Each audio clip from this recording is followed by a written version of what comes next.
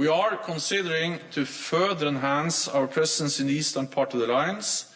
This could include the deployment of additional NATO battle groups.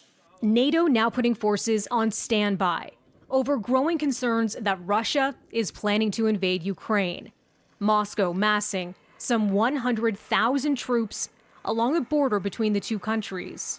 The Kremlin denies it's preparing to advance, accusing the West of hysteria that's escalating tensions. At the same time, NATO remains ready to continue dialogue with Russia.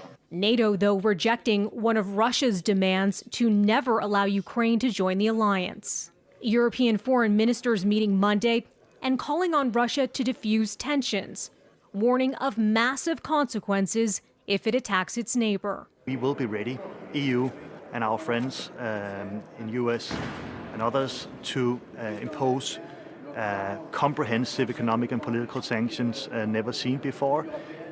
Russia should know, Putin should know, that the price to use provocations and use military forces to change border in Europe would be very, very high. Sounds like you think a Russian invasion of Ukraine could happen and could be imminent. Look, I've got to tell you that I think that the intelligence is pretty gloomy on this point.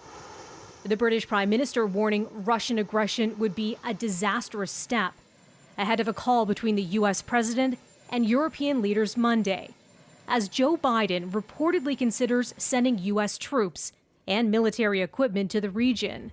Another sign the West is bracing for conflict, the U.S. ordering diplomats' families to leave Ukraine, while Britain is withdrawing some staff from its Ukrainian embassy.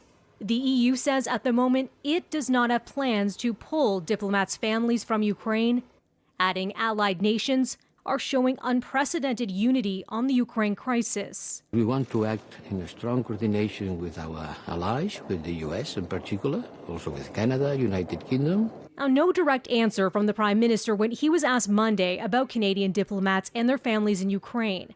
Justin Trudeau, who has been vocal about Ottawa's support for Ukraine, offering up this. We will make determinations based on safety on the ground, based on the concerns we have around a potential Russian invasion.